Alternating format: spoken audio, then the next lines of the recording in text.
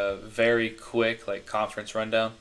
Yeah, Like the I'm down because I know you make a couple videos at least over the weekend or this past week about even I know we talk a lot about the SEC on this channel because that's what we were raised on and what we know the best. But even the Big 10 and the Big 12 right now, there is a lot of different weird scenarios that could play out, especially with yes, the Big 10 in Indiana and all that. yes. So the fun one here in so there's the American, which has the only reason I'm talking about is because they have Army and Navy. Um, so Army is 6-0 in conference play, Navy's 4-0, and then Tulane is also sitting at 4-0. Now, I think we've said it, and I think it's almost common knowledge now that Army and Navy do not play before the American Conference Championship game. So they could. I don't know how you'd handle that because I think wouldn't that give them a one less American Conference game? So they could be It would. They'd be one short. right. Unless Yeah. unless they gave them a full American, let's just say they play 8 games, they gave them a full 9 games, but the ninth one is the Army Navy game. Yeah, but even then it's after the conference championship, Yeah, but right? you would have yeah, but you would still have the other 8 pre. Yeah. But That's just weird. I mean, because at that point, let's just say they're in the picture. mm-hmm. I mean, you made a video on this, so if you want to see the full breakdown, go check out the TikTok. Little short form plug here, but Yep. to gloss it over, I mean, I'm pretty sure the case is that with the playoff selection, that happens after conference championships. So essentially, that if Army or Navy were to make the playoff, that game wouldn't really have playoff implications per se. I don't know. It just feels weird to me. I would be very interested. I don't think the committee has said anything about it because they're just hoping That it doesn't happen. that They it don't have to doesn't deal with it. happen. Just let's put it off. We'll cross that bridge Yeah. when we get there. Yeah. But I mean, it's a possibility especially if Boise State maybe slips up. Mm-hmm. You never know. The Mountain West can be pretty competitive, and if people start loading the box and figure out Genty, they probably won't. But if they do, and you have an undefeated Army, Yeah. Yeah. All right, real quick, moving on to the ACC. Very similar situation to last week, where it is currently a first-place tie between Clemson, Miami, SMU, and Pitt. Clemson, Miami, and SMU don't play each other. However, Pitt plays 2 out of the insane. 3. Yeah, I don't know. I don't know how this seems to happen every year in the ACC, but here we go again. Honestly, Clemson's probably in the best spot because they only have 3 more ACC games that are Louisville, I don't see. Tech, Yeah. Virginia Tech, and Pitt. So if they can get through the next 3 weeks doing pretty well, then they play the Citadel, and then they play South Carolina. Yeah. Talk about Clemson, man. Come out week 1 against Georgia. Mm-hmm. Get your throat stepped on, in lack of better terms. Talk about losing early. But I mean, they have been on a tear. Yeah. Since. Yeah. And they have reascended to their top spot in the ACC after getting it taken from them last year by Florida State, and have looked, I mean, good while doing it. I don't think they've even had a close call since Georgia. No. So, I mean, it is the ACC, right? But they're winning games how they should. Yeah. No matter the opponent, and not every team can say that. I mean, their closest So, game, honestly, hats off to them. They've turned it around. Yeah. Yeah. I think their closest game might be by 17 against Virginia. Yeah. Oh. Yeah, there you go. They beat, Florida State by 16. So. Still. Yeah, still. Either way, I mean, just. Yeah, 3 possessions. Yep.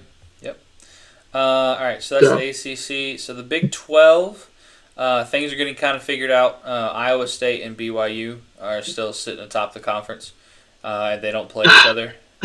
So, Hey, if you want a good laugh, go look at our Big 12 preview video. There's some takes in that video that have aged like milk. I mean, I think I had Oak State in the conference championship. I know for a fact I had them. I don't remember the other team, but Oak State was in there. Dog, I had Utah and Oklahoma State in the conference championship. They are a combined 1-9 in conference play. Yeah, even teams like, preseason, I kind of liked, was going to keep an eye on Arizona or Kansas even. And a lot of, I don't know, especially with Utah, because Utah, now, look, I know Cam Rising probably needs to, focus on getting his commercial driver's license or, focus on LinkedIn or whatever, but outside of that, they've been pretty consistent. Yeah. I know it was in the Pac-12, but I don't know, man.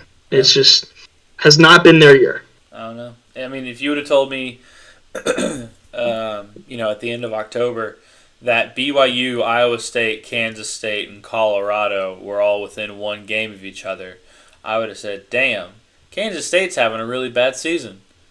But honestly, yeah. It's like, really? Damn, K-State fell off, man. That's crazy.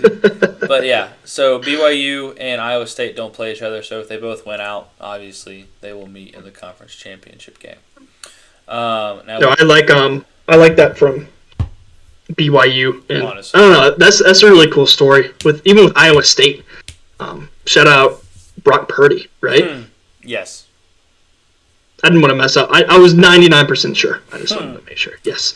But no, I think the Big 12 is the new Pac-12. They cannibalize themselves. It's the Pac-12 in spirit. Obviously, they absorb some of the teams, so that's kind of why it feels like it. But just weird conference. But hey, the winner of it gets a bid to the playoff. So there you go. That's right.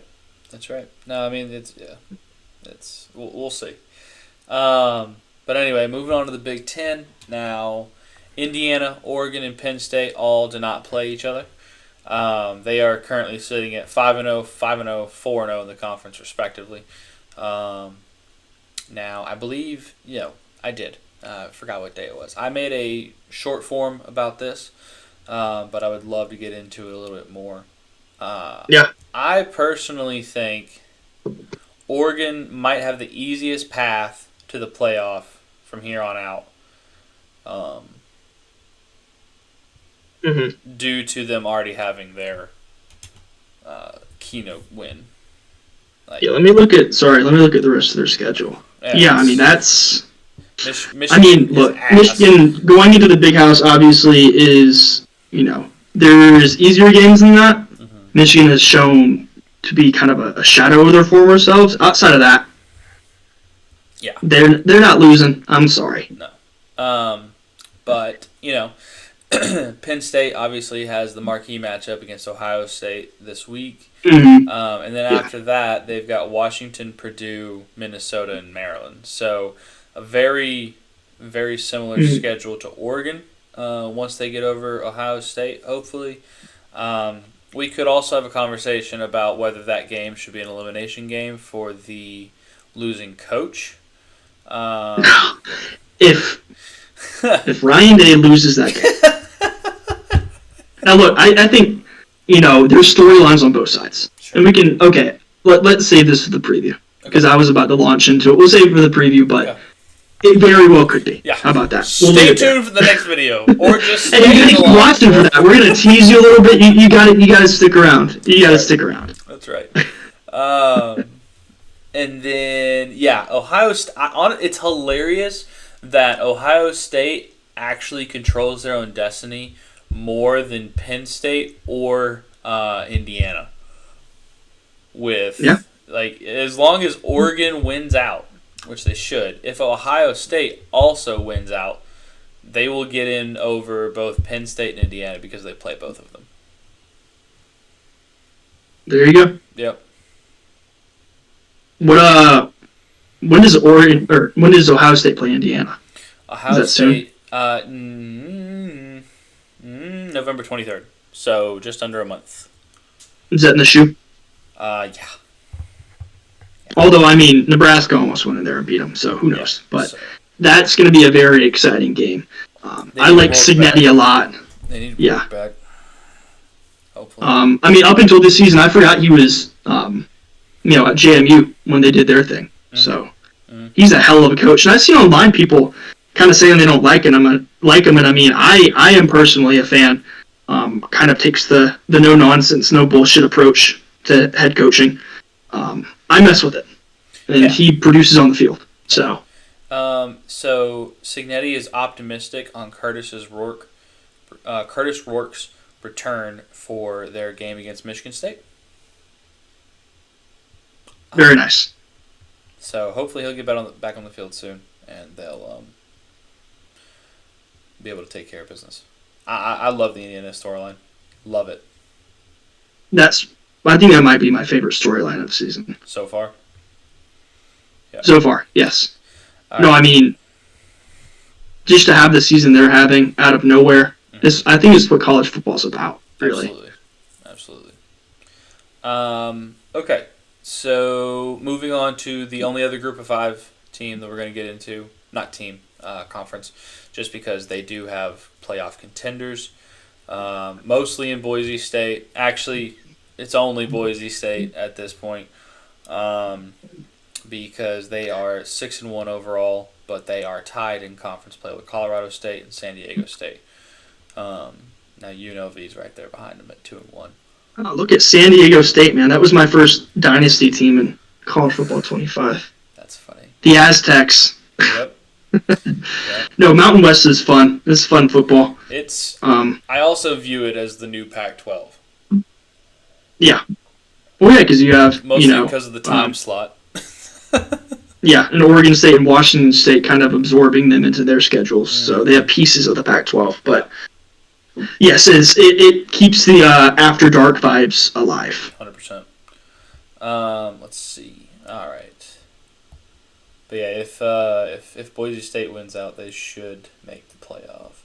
If Boise State wins out and goes wins the conference championship, they could damn near be in the top 10 at the end of the season. Yeah. They're ranked number 15 right now, and if some teams above them lose, they're poking their head around there. So absolutely, they could be pretty highly touted, and I think they would give whoever they played in the first round about as much as they could handle. Yeah, no, absolutely not a hot take at all. And there is going to be some shakeup in front of them. There's bound to be. Tennessee. Notre Dame's probably should win out. BYU sitting at 9 is honestly just because they're undefeated. They are the luckiest team in college football, week in and week out. Yeah. And so, I mean, that's just Tennessee might lose twice. I could see them losing to Vanderbilt this year. But anyway, so it's not out of the realm of possibility. Not out of the realm of possibility.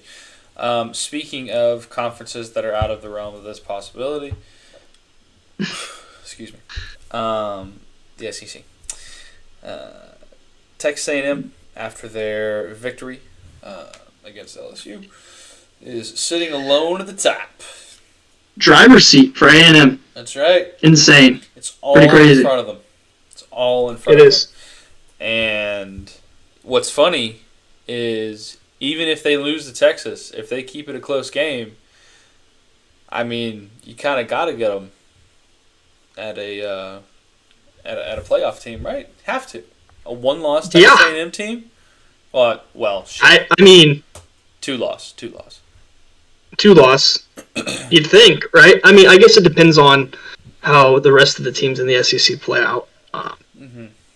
If Alabama wins out, you have a 2-loss Bama. And then, Tennessee, depending on how they end up, I think there's a very real world where they're a 2-loss team. Lose to Georgia, win the rest of their games. Yeah. So I think there's going to be a team or two that gets left out from the SEC that people will be upset about. Probably. I can see it already. Yeah, that makes sense. I mean, yeah. LSU could be a potential 2-loss team, make it to the playoff. Alabama could be a potential 2-loss team, make the playoff. Tennessee, Texas if they do lose Texas A&M, Texas A&M if they lose Texas. Now I think if Georgia drops another one in the conference, I don't know if we go. I don't know. I mean, that's. I don't know. You're not guaranteed. You're not guaranteed anything. No, it's I not mean, guaranteed. so who's lost? Let's just hypothetically. Ole Miss. I don't know. I mean, you need help. I'll just say that you need help. Is it better if we lose to Tennessee, even though it's a week later? I don't know which one of those losses would be more damning, to be honest. Well, at the moment, Ole Miss is number 19 and Tennessee is 7. Yeah, I mean, you lose at home to Tennessee. I mean, as a Georgia fan, that would suck. But if Tennessee if Tennessee were to win out, they would be in a good spot to make the SEC championship. Mm-hmm. But now that we don't have the East and West, nothing is guaranteed. No. The path is a lot less clear. Right. I mean, kind of like Ohio State being the only one who really controls their own destiny in the Big Ten, outside of Oregon. But yeah, same vibes here. Tennessee has it all in front of them. Where they could at least make a push. So. Yeah. No, it's going to be a lot of fun, and the fun thing about the expanded playoffs is there's a lot more games with implications. Mm-hmm.